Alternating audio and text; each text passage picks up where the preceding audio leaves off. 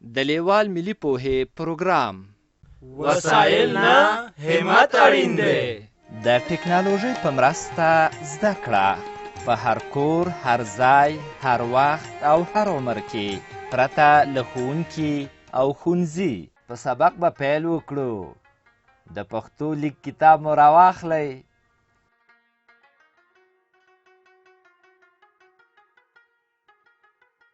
زموږ د نن ورځې سبق دی پا یا پی. پا یا پی د پښتو په تورو کې دریم توری دی چې د نن ورځې په سبق کې به یې ووایو. د کتاب دریمه پاڼه راواړوئ. په دغه زرغون رنګي چوکاټ کې دغه په تور رنګ غټ د پی توری لیکل شوی دی. دا ګورئ، دا هغه شی چې له پورته لږ ښکته ځي او بیا کیڼې خواته تاویږي او په کیڼ لوري حرکت کوي، بیا بیرته پورته خواته خیږي. دا راښیي چې پی داسې لیکل کیږي. د پی شکل او نوم مو وپیژندل. اوس د پی په غږ خبرې کوو. ګورئ، پا د پیشو د کلمې په سر کې د لیکل شوې پی توري غږ دی لکه پیشو. تاسې ووایئ پیشو. بیا ووایئ پیشو. د پالیز په کلمه کې د پی د غږ شکل په سر کې راغلی دی لکه پالیز، لکه خاپ، لکه پښتو، لکه اسپه، لکه ټپ. ما څو ځله کلمه یاده کړه. کلمه څه ته وایي؟ د څو تورو له یو ځای کېدو نه کلمه جوړیږي لکه پیشو. شاباس. اوس مو چې د پی غږ پیدا کړ، په دې هم ځان وپوهوئ چې د پی توری له نورو تورو سره د تړلو پر وخت په سر، منځ او پای کې شکل بدلوي. د پی توری په لیکنه کې 4 ډوله راځي. یوازې په خپله لکه خاپ. دویمه پی له بل توري سره په سر کې تړلې لکه د پیشو په کلمه کې د پی توری راغلی. دریمه پی له بل توري سره په منځ کې تړلې لکه د اسپه په کلمه کې. څلورمه پی له بل توري سره په پای کې تړلې لکه د ټپ په کلمه کې. اوس دا ګورئ، پی په کلمه کې څنګه لیکل کیږي. دا ګورئ، پیشو او ترې لاندې پالیز لیکل شوی دی. دا ګورئ، د پیشو په کلمه کې یو ځل او د پالیز په کلمه کې هم یو ځل د پی توری راغلی. چې ګورئ، دا بل زرغون رنګي چوکاټ کې یوه پیشو رسمه شوې ده. تاسې پوهیږئ چې پیشو یې ولې رسمه کړې ده؟ اندېښنه مه کوئ، زه یې درته وایم. دا د دې لپاره چې د پیشو انځور مو په ذهن کې ښه ځای ونیسي او په تورو د پیشو د کلمې لیکل یاد کړئ. د پیشو کلمه له 4 تورو جوړه شوې ده. پی، ی، شین، واو. توری چې سره یو ځای شي نو پیشو لوستل کیږي.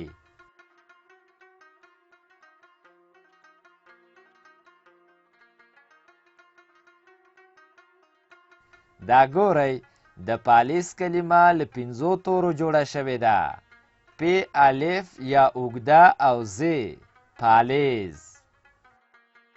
د پیشو او پالیز په کلمو کې مو د پی لیکل ولیدل. اوس به د پی د سبق نورو برخو ته راشو. دا سور چوکاټ وینئ چې پکې لیکل شوي دي د پی کارونه په جملو کې. ښه نو، تاسو غواړئ د جملې په معنا ځان پوه کړئ. د جملې په معنا مو پوهوم. ښه ورته ځیر شئ. جمله د یو څو کلمو یو ځای کولو ته وایي. لکه دا پیشو برګه ده. اوس لاندې دا تور چوکاټ وګورئ. په دې تور چوکاټ کې په شنه رنګ لیکل شوې دواړه جملې دي چې په هره کلمه کې د پې کارونه په سره رنګ روښانه شوې. دا پیشو برګه ده. سپینه پیشو ښکلې ده. اوس په همدې تور چوکاټ کې په سپین رنګ همدا جملې بیا لیکل شوي دي، خو یو توپیر یا فرق پکې ښکاري. که رښتیا پوه شوي یاست دا توپیر یې ماته وښایئ. شاباس، ستا په هر هغه پې ګوته کېښوده چې زیړه ده. ګورئ، دلته یو ځلې د پې توری د کلمې په سر کې لیکل شوی او یو ځلې د کلمې په منځ کې د سین او د یاد څرګندې ترمنځ راغلی دی. اوس نو قلم راواخلئ او د هرې زیړې پې پر سر پې ولیکئ چې د پې لیکل مو زده شي. دا کار ځکه کوو چې د دې تور چوکاټ د پاسه په کیڼه خوا کې په زیړ چوکاټ کې درته لیکلي دي. د پې د کارونې ځایونه روښانه کړئ. د پ توري په سر کې شکل لیکو.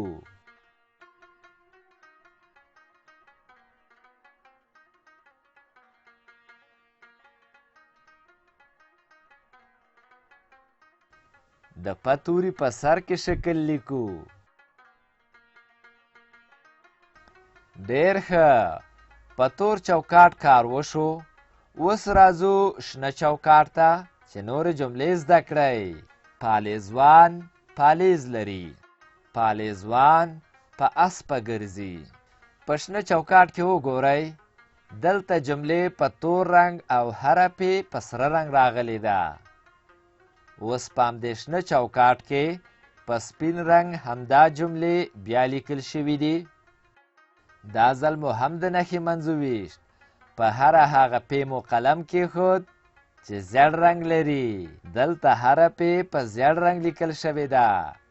یوه پې د پالیز د کلمې په سر کې د الف د توري سره یو ځای راغلې ده او دویمه پې د اسپه د کلمې په منځ کې د سین او هی د تورو په منځ کې راغلې ده. پالیزوان پالیز لري او دویمه جمله داسې ویل کیږي: پالیزوان په اسپه ګرځي.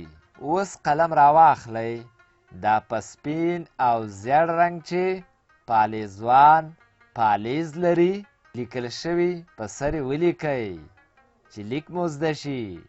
او همدارنګه د پالیزوان په اسپه ګرځي د جملې په سر ولیکئ.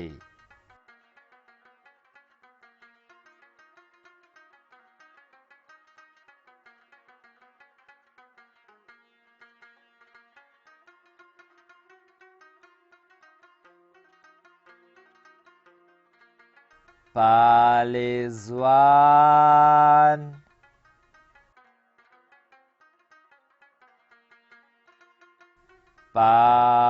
پالیز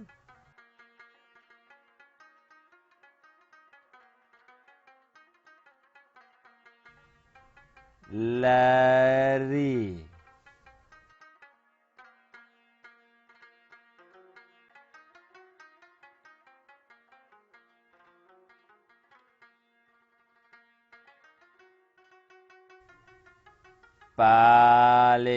پالیزوان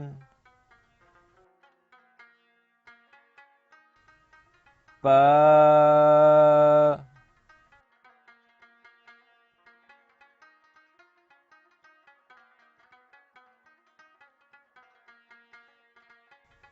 اسپه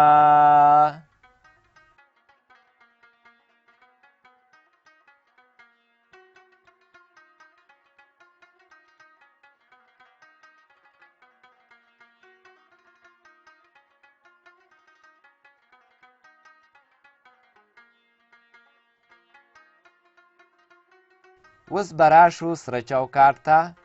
دا پورتنۍ ټولې جملې یې پکې راوړي دي. دا پیشو برګه ده. سپینه پیشو ښکلې ده.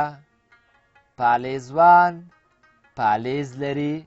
پالیزوان په اسپه ګرځي. د همدې جملو ترڅنګ یې بیرته همدا جملې لیکلي دي، خو توپیر یې دا دی چې په هر شنه او تور چوکاټ کې هره یوه پی په مختلفو رنګونو راغلې ده، خو په دې سره چوکاټ کې ټول توري په سپین رنګ لیکل شوي دي. اوس نو قلم راواخلئ، د دې سپینو جملو په سر ولیکئ چې لیکل مو زده شي. که زده مو نه وي نو دا سبق له ځانونو سره بیا بیا واورئ.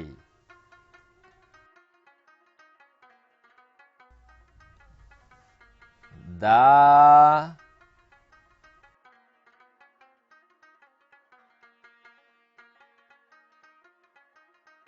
پیشو،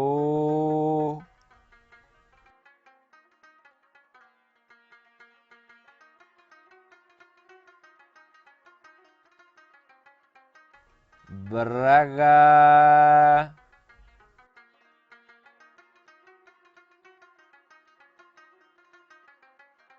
دا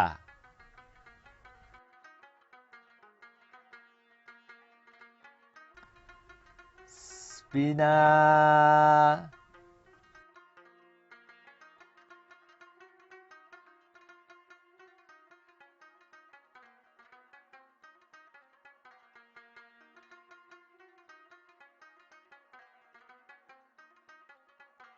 پیشو،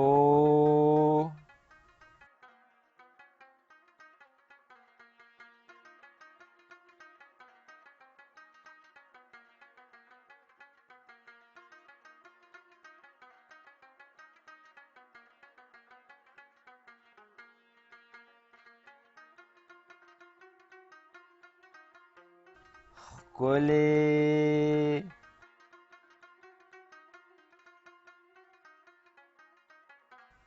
ده،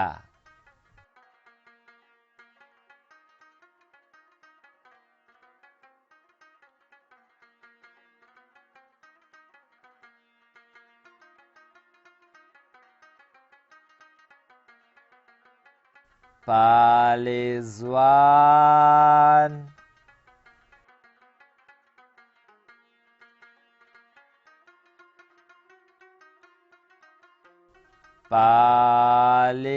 پالیز،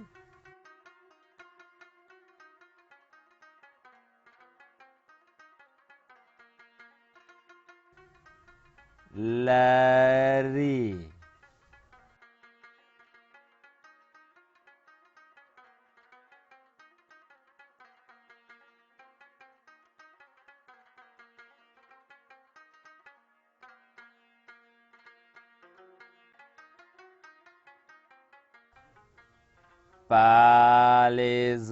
پالېزوان،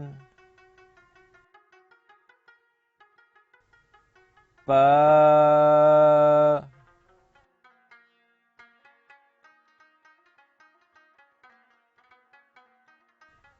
اسپه،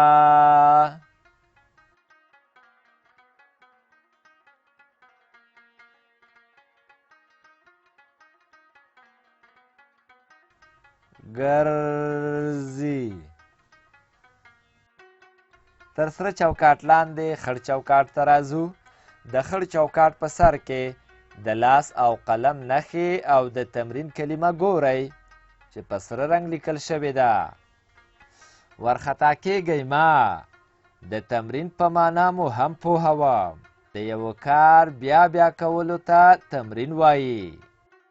په تمرین سبق ښه یادیږي.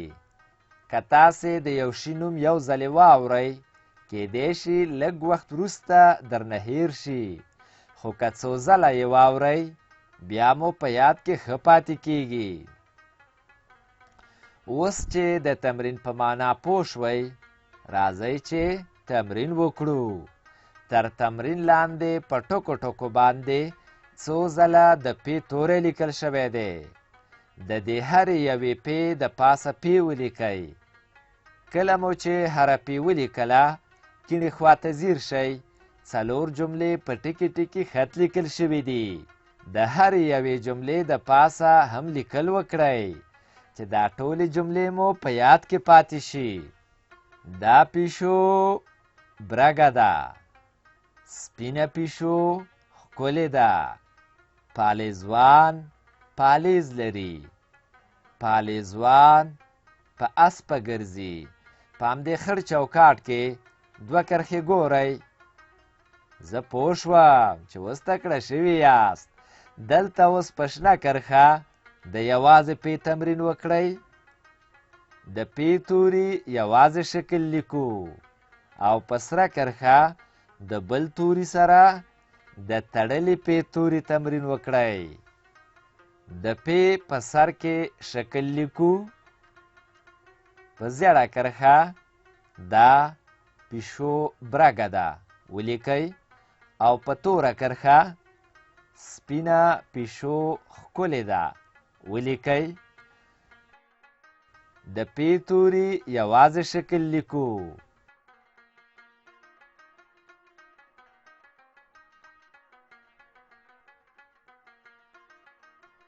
د پې توري یوازې شکل لیکو.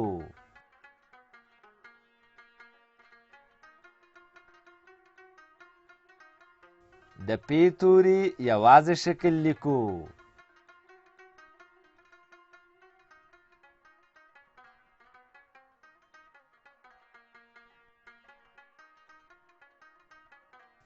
د پې په سر کې شکل لیکو.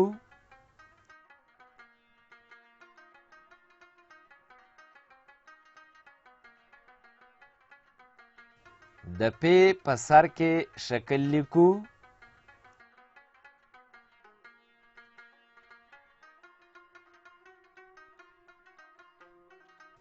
د پې په سر کې شکل لیکو.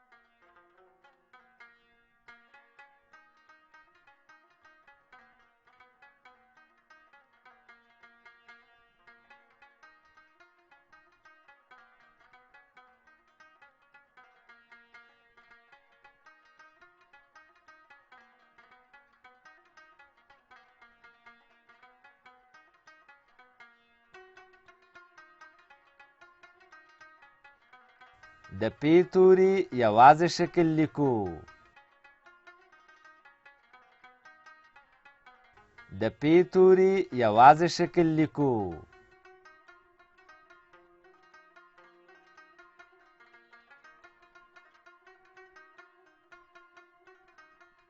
د پې توري یوازې شکل لیکو.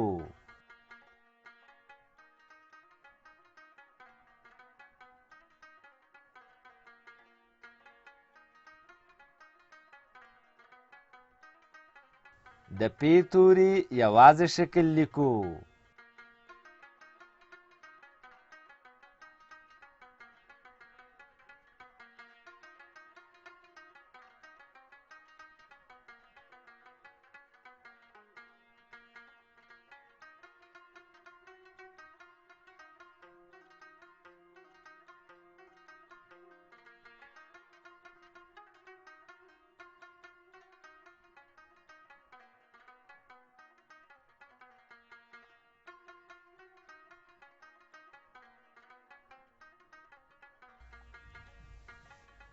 دا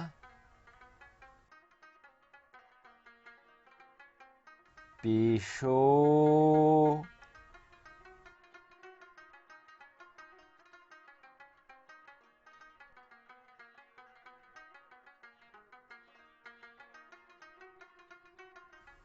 برګه ده.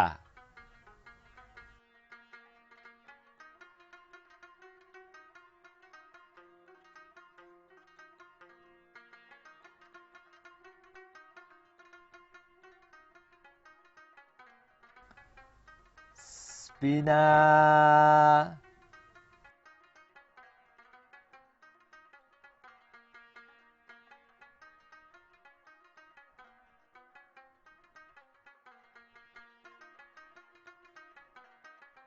پیشو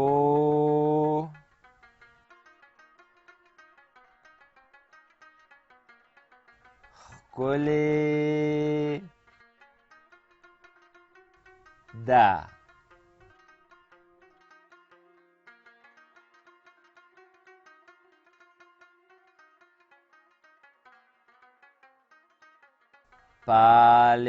پالېزوان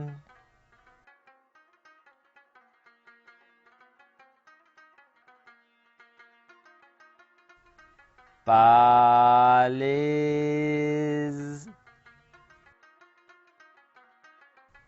لری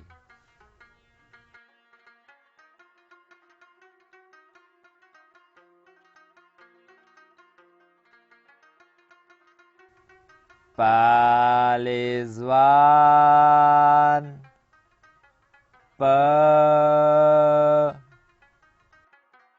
اسپا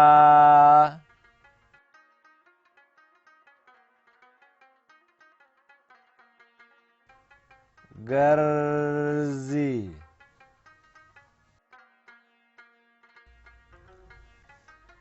دا پیشو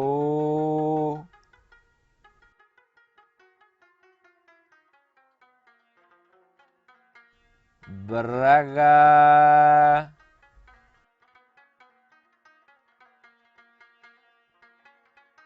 ده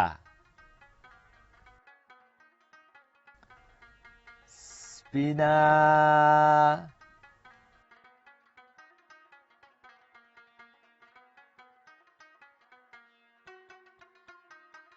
پیشو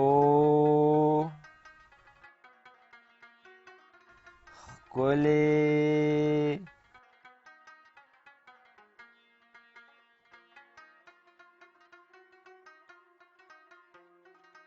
ده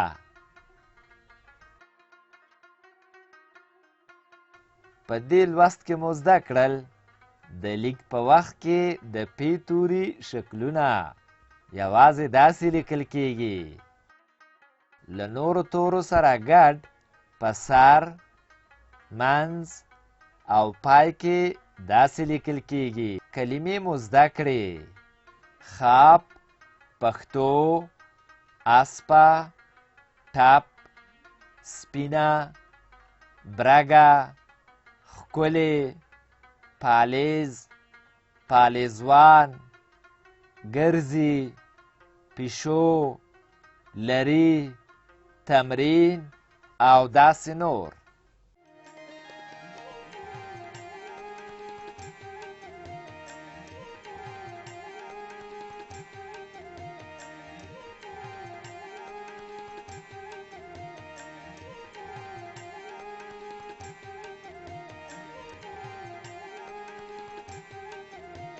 له دې ویډیو سره د لیک کتاب په زده کړه کې ډیره مرسته کوي د کتاب ترلاسي لپاره پته ده LLS@leval.com 003 280 40 د نورو معلوماتو لپاره لیوال د لرې ښوونځي تګلاره وګورئ